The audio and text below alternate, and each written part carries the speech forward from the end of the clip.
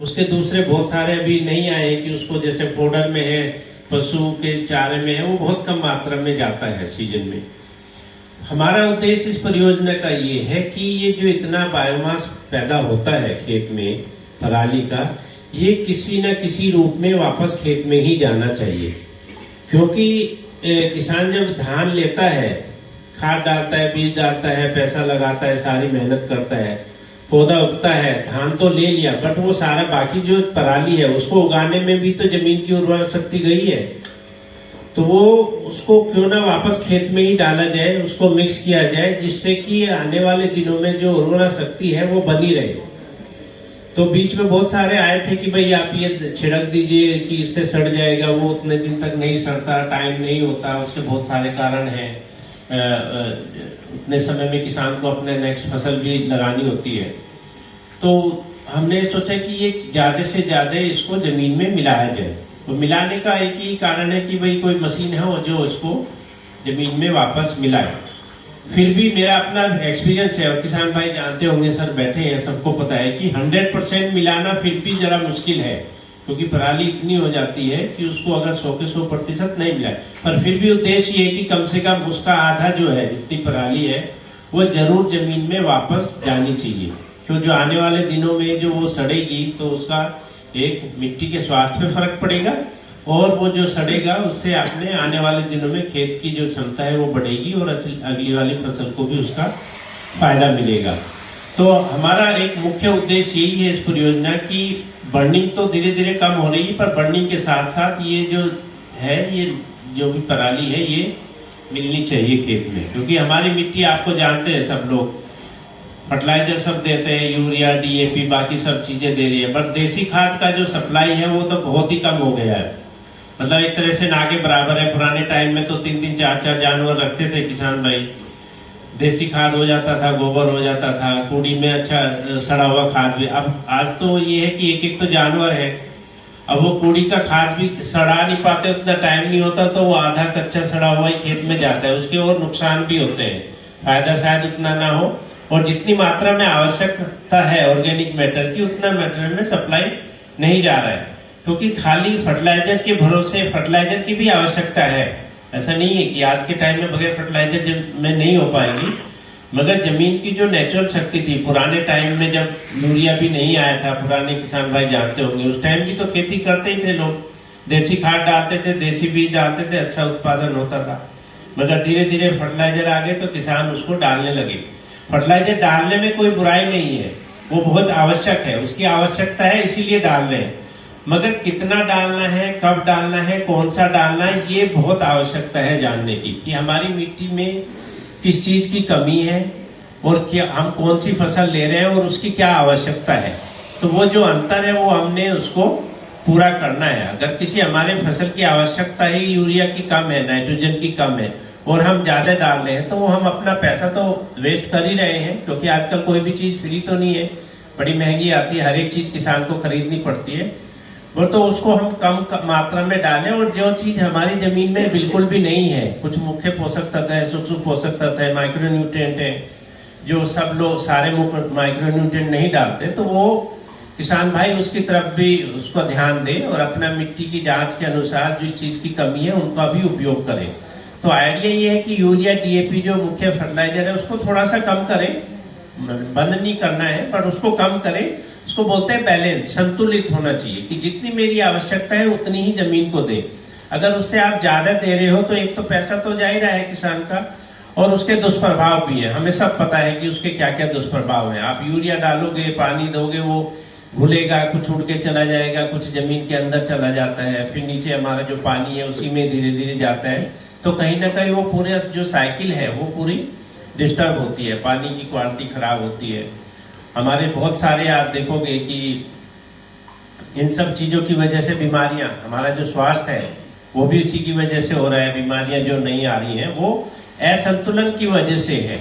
मतलब हम ये नहीं कहते कि नहीं डालना चाहिए, मगर जितनी आवश्यकता है उतना डालें। तो जो ये परियोजना थी, हमने शुरुआत की कि भाई इस सारे मटेरियल को हम खेत में मिलाएं, और उसके लिए जो आजकल यही था कि भाई उसका जो सबसे अच्छा और तेज, मतलब जल्दी होने वाला ये है कि उसमें सुपर सीडर, एक जो मशीन है, सब जानते हैं कि वो उसको दिया जाए किसानों को। कुछ ऑलरेडी लोगों के पास है, बहुत सारे किसानों के पास है, और उसमें हमने फिर जो आपको सुपर सीडर मशीन दिया था, हमने भी कुछ मशीनें दी थी, और जिससे कि वो ज़्यादा से ज़्यादा जितना भी पराली हो वो जमीन में किसान की जाए।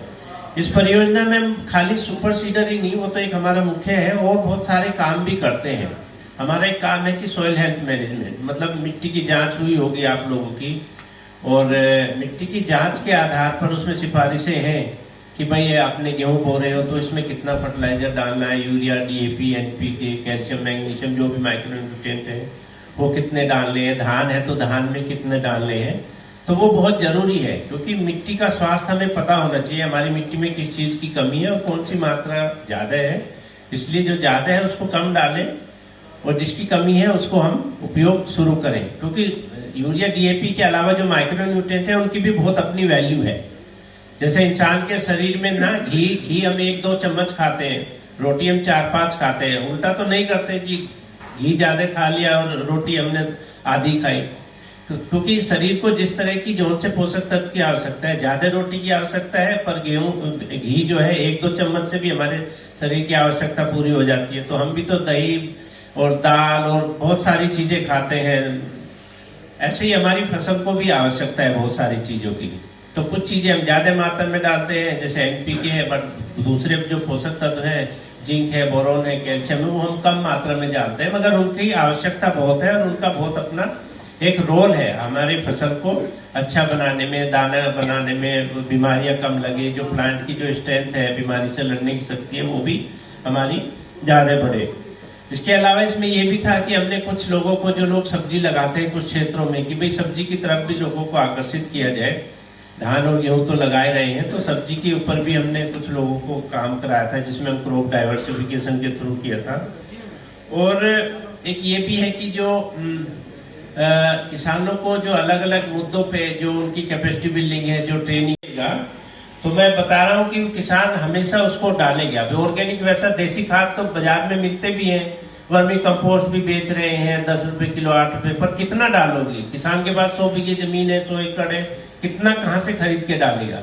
तो ऐसा कुछ सॉल्यूशन होना चाहिए कि जो किसान के यहाँ पैदा हो रहा है, जो भी वेस्ट पैदा हो रहा है, उसी वेस्ट को कन्वर्ट करके वापस जमीन में ही डाला जाए, उसको प्योर फॉर्म में कन्वर्ट करें, और जिससे कि जो भी न्यूट्रिएंट है वो वापस उसमें जाए और उससे किसान का फायदा है। तो उसके लिए भी अगर कोई इच्छुक है और थोड़ा बहुत उसमें इन्वेस्ट कर सकते हैं जिनके पास, क्योंकि मटेरियल तो लाके रखना पड़ेगा, तूड़ी भी इकट्ठी करनी पड़ेगी, वो सारी चीजें है, उतना जगह है, और जिसको अपना एक थोड़ा व्यापार करना है, व्यापार भी कर सकते हैं। आजकल तो अमेजोन पे देखो तो आपका गोमूत्र और ये तक भी बिक रहा है। इतनी नर्सरियां हैं शहरों में, सब में जो देसी खाद, पता नहीं देसी खाद है या मिट्टी है, सब बिक ही रहा है। तो क्यों ना ये भी एक है कि इसको कार्बन में कन्वर्ट करें, चार में, और उसको हम नर्सरियों में है, नर्सरी तो चलो दूसरी बात है, पहले तो हमें अपने ही खेत में उसको डालना है। तो ये सब चीजों पे भी हम विचार कर रहे हैं। अगर कोई भाई उसके लिए थोड़ा एक रोजगार के रूप में ले सकता है तो वो ज्यादा अच्छा है। फ्री में तो बनाएगा तो फ्री में तो नहीं बेचेगा, उसको किसानों को बेचना पड़ेगा। तो उसके लिए भी अगर कोई तैयार है तो आप जरूर बताइए, उस पर भी हम बात कर सकते हैं। तो अंत में मेरी तरफ से आप सभी लोगों का बहुत बहुत धन्यवाद कि पिछले 1 साल में आप सब लोगों ने मिलकर पूरा सहयोग दिया है परियोजना में। बहुत अच्छी तरीके से हमने ये परियोजना चलाई है, क्योंकि सीजन थोड़ा कम होता है तो उस टाइम ही मेहनत करने की जरूरत होती है। हमारी टीम ने बड़ी मेहनत की है, डिपार्टमेंट का हमें पूरा सहयोग मिला है, आप लोगों का सहयोग मिला है, और जिनके पास मशीन है उन्होंने बड़ी मेहनत से की है। हो सकता है इस बार कम चली हो, अगली बार वो और ज्यादा चलाएंगे। तो इन्हीं शब्दों के साथ मैं विराम देता हूँ। नमस्कार, धन्यवाद। बहुत बहुत धन्यवाद सर, इतने अच्छे से हमारे प्रोजेक्ट के क्रियाओं के और उनके अचीवमेंट्स के बारे में बताने के लिए। और जैसा कि सर ने कहा है, जाहिर सी बात है सहयोग सबका रहा है, बिना सबके सहयोग के नहीं पूरा हो सकता था। और हम लोग ये भी उम्मीद करेंगे कि अगले साल हम लोग इसको और भी ज्यादा अच्छी तरीके से करें, और भी ज्यादा मशीनें चले, लोगों को और भी ज्यादा लाभ मिले। और एक और चीज मैं थोड़ा सा इसमें ऐड करना चाहूंगा कि कई बार जो हमारी एक्टिविटीज जो होती है उसमें हम कुछ डेमोन्स्ट्रेशन वगैरह देते हैं, जैसे माइक्रो न्यूट्रिएंट वगैरह देते हैं। तो जैसा सर ने पहले ही कहा कि वो पूरे गांव को या पूरे क्षेत्र को देना हमारे लिए भी संभव नहीं है। उसको देने का हमारा उद्देश्य होता है कि एक बार आदमी, एक किसान उसको करके देखे, बाकी लोग भी उसको देख करके सीखें और उसको भविष्य के लिए अपनाएं कि हम कैसे इन सब चीजों का भी उपयोग करके अपनी फसल को और ज्यादा अच्छा बना सकते हैं, अपनी लागत को कम कर सकते हैं, और जिससे कि हमारा जो कॉस्ट जब कम होगा तो हमारा फायदा अपने आप ही बढ़ जाएगा। तो एक बार फिर से आपका बहुत बहुत धन्यवाद सर। अगला मैं डॉक्टर जगदीश मलिक जी से अनुरोध करूंगा कि कृपया आप भी थोड़ा सा सियाजम के बारे में लोगों को बताएं। धन्यवाद। बहुत आदर और सम्मान के योग्य हमारे आपके chief guest doctor Balwant Singh ji, जिन्होंने कैथल में एज ए डिप्टी डायरेक्टर अभी ज्वाइन किया है। तो मैं आप किसान भाइयों की तरफ से इनका कैथल में ज्वाइन करने पर बहुत बहुत स्वागत करता हूं। साइकिल फाउंडेशन की तरफ से नरवाल साहब, वह पवन जी, वह दूसरे सभी अधिकारी व कर्मचारी और सभी किसान भाइयों, जैसा कि मेरे को बताया गया है कि आप उन्हीं गांव से आए हैं जहां लगभग आग लगने की कठिनाई नहीं हुई, तो मैं आप लोगों का बहुत आभार व्यक्त को फसल अवशेष प्रबंधन योद्धा के नाम से आपको संज्ञा देता हूं। तो आप बहुत बहुत आपका धन्यवाद। देखिए, ये जो फसल अवशेष प्रबंधन स्कीम है, ये पिछले 4-5 वर्षों से एक मेन मुद्दा बना हुआ है, क्योंकि पराली जलाना एक सामाजिक बुराई है और उसके नुकसान जैसे पवन जी ने बताए, भाई इतनी जहरीली गैसें वातावरण में फैलती हैं जिनका आम जनमानस पर बहुत ज्यादा असर पड़ता है, बहुत नुकसानदायक है। और दूसरा, भाई जो इतने पौष्टिक तत्व, इतने नाइट्रोजन, फास्फोरस, पोटास, जो ऑर्गेनिक जो अपना सब कुछ खेत में है, वो सब कुछ जलकर नष्ट हो जाता है। तो इसलिए आप लोग इस मुहिम में बहुत अच्छा साथ दिया। और मैं जो इस स्कीम में पिछले सीजन में जो भी कृषि विभाग की तरफ से एक्टिविटी की गई है, उसके बारे में थोड़ी सी बातचीत करेंगे। देखिए, मेरे को बताने में बड़ी खुशी हो रही है, भाई कैथल जिला फसल अवशेष प्रबंधन स्कीम का प्रबंध करने में हरियाणा में प्रथम रहा है। इसके लिए सीएम साहब ने मेरे को और डीडीए साहब को स्पेशल पंचकुला में सम्मानित किया। और जो वायु गुणवत्ता के जो चेयरमैन है, वो भी स्पेशल कैथल आए थे। और सभी लगभग बेस्ट किसान जो सरपंच थे, जिन गांव में मतलब पिछले साल आग लगी थी लेकिन अब की बार नहीं लगी, उन सभी ग्राम पंचायतों को सम्मानित किया। और पिछले साल जो आग लगने की घटना कैथल में हुई थी, वो लगभग 668 थी, जो अब की बार घटकर 270 रह गई, यानी कि मतलब 60% कमी आई, जिसके लिए कैथल किसान, जो कैथल के सभी किसान भाई हैं, उनका सहयोग मिला। और पूरा डिस्ट्रिक्ट प्रशासन का हर तरफ से, चाहे वो पंचायत विभाग हो, चाहे वो कुछ भी हो, चाहे एग्रीकल्चर डिपार्टमेंट, सबने फील्ड में बहुत अच्छा काम किया और सभी किसानों ने बहुत अच्छा मतलब साथ दिया इसमें। तो जो फसल अवशेष प्रबंधन है, ये दो टाइप से मतलब इसका प्रबंधन किया जाता है पराली का।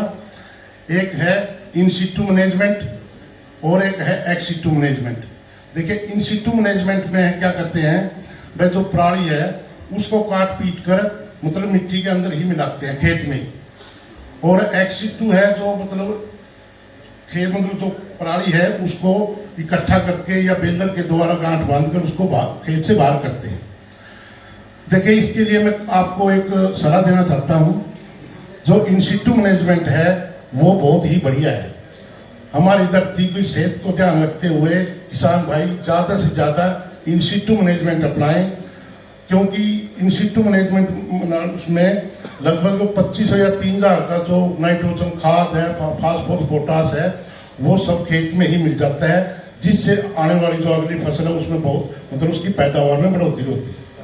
तो पिछले सीजन में जैसे देखा है, वह हर किसान भाई सिर्फ बेलर मशीन यूज करना चाहता है, सिर्फ बेलर। लेकिन ये बेलर कोई अच्छी मशीन नहीं है, क्योंकि ये सारा जो खेत का असली जो चीज है वो सारा खेत से बाहर हो जाता है। जो मतलब अगर ये ऐसे चलता रहा तो 4-5 साल में खेत बंजर हो जाएंगे। तो इसलिए आपसे रिक्वेस्ट है, भाई आप ज़्यादा से ज़्यादा इन सिटू मैनेजमेंट करिए। और इसके लिए अब की बार जो एक्शन प्लान बनाई है अगली साल के लिए, हमने डिमांड करी है सरकार से, भाई इन सिटू मैनेजमेंट की लगभग 2000 रुपये प्रति एकड़ के हिसाब से सहायता राशि दी जाए, और शायद वो बात शायद मांगे। तो इसलिए आप ज़्यादा से ज़्यादा मतलब इन सिटू मैनेजमेंट करिए। और एक बार फिर मैं आप लोगों का बहुत बहुत धन्यवाद करता हूँ और चाहता हूँ कि अगले साल जो ये सामाजिक बुराई है इसको लगभग 0 पे लेकर आए। मतलब अगली साल कोई भी आग लगने की घटना नहीं होनी चाहिए। तो इसके लिए मैं आपका सहयोग चाहता हूँ। Thank you.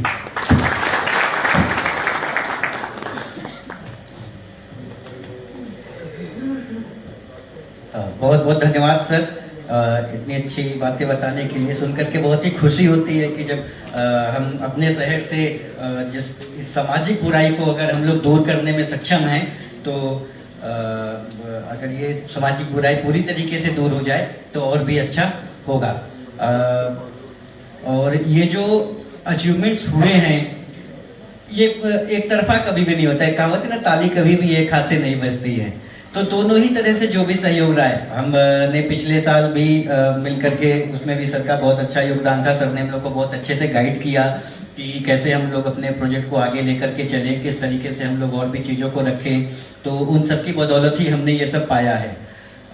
सर की टीम ने भी बहुत मेहनत की, फील्ड में घूमते मिले कई बार कई बार जब मिलने ज़्यादा होता था तो फिर पता चलता है कि पूरी टीम फील्ड में है, तो सारा कुछ हुआ।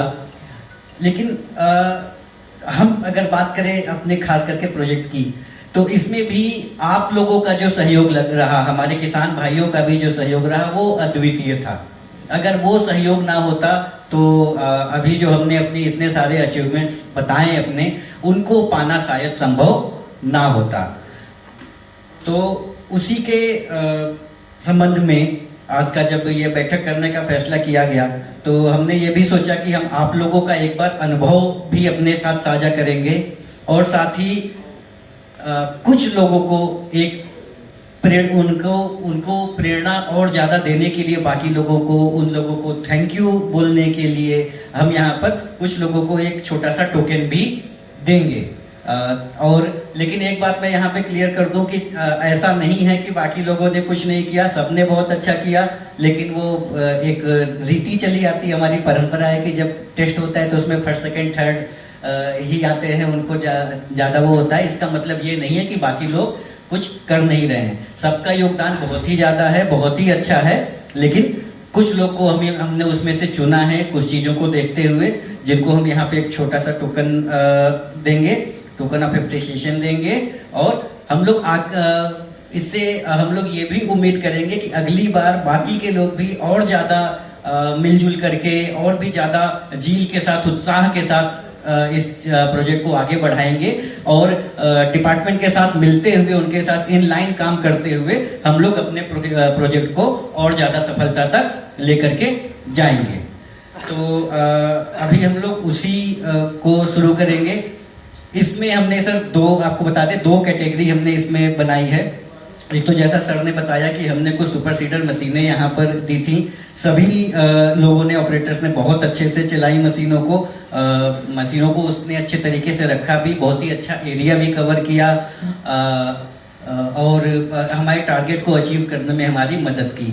तो हमने जिनको भी हमने मशीनें दी थी, उनमें से हमने 3 लोगों को चुना है जिन्होंने कि अच्छा एरिया कवर किया है। दाम भी उनके ठीक रहे हैं, वाजिब। लोगों को बुलाऊंगा, और इसके साथ ही कुछ हमारे किसान भी हैं जो कि अपना अनुभव भी हमारे साथ एक बार शेयर करेंगे। कुछ लोगों ने पहले से बताया हुआ है, अगर इसके अलावा भी कोई बताना चाहेगा तो वो भी अपना अनुभव हमारे साथ अगर साझा करना चाहता है तो वो कर सकता है। तो पहले मैं नाम पढ़ूंगा। तो सुपर सीडर के जो हमारे बेनिफिशरीज हैं उन लोगों का, तो श्री प्रवीण कुमार जी हैं जसवंती से, कृपया आगे आ जाइए। श्री रणधीर सिंह जी हैं कोले खान से, और श्री कृष्ण कुमार जी हैं पाडला से। आप तीनों लोगों से अनुरोध है कि कृपया आगे आ जाएं।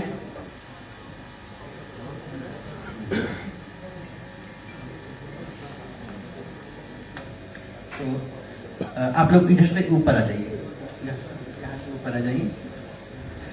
मैं हमारे डीडीए डॉक्टर बलवंत सहारन जी से आग्रह करूंगा कि कृपया आप तीनों लोगों को एक टोकन ऑफ अप्रिसिएशन हमारी तरफ से दे करके सम्मानित करें और इन लोगों का हौसला बढ़ाएं ताकि अगली बार हम लोग और भी ज्यादा अच्छी तरीके से इसको अचीव कर सकें। एक बार जोरदार तालियां, अगली बार तालियां आपके लिए भी बन सकती हैं।